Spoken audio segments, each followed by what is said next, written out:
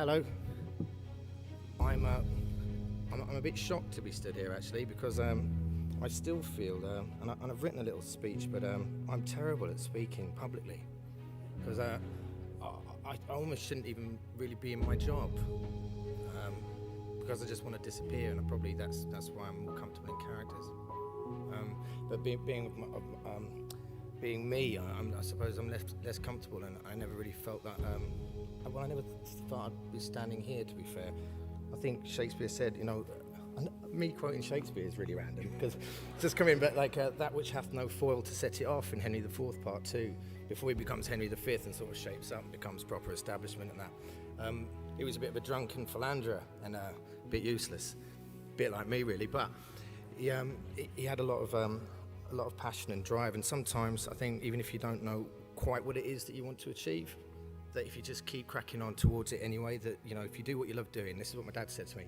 He said, if you do what you love doing and you do it well, then everything should sort of fall into place. And and the great thing about the arts is that it's something that will always keep me company, even in my quiet time when I'm on my own.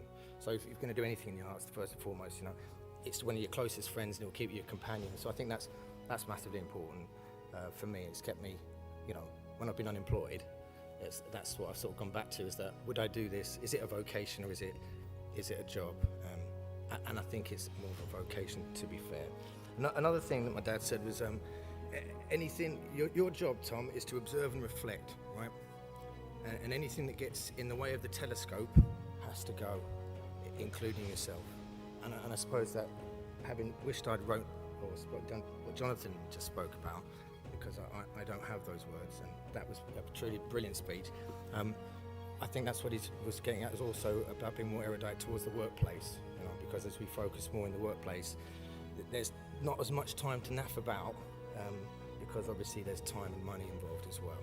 And especially if you're coming up with something from nothing, which is presumably what we all do in the creative department, is that I'm selling a handful of nothing and hoping to come through with some results.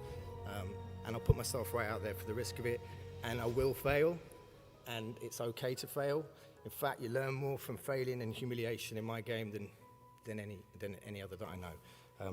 And actually, that seems to be quite similar across the board in most professions from the people that I've met. So it's good to fail, it's not embarrassing, and humiliation is your friend.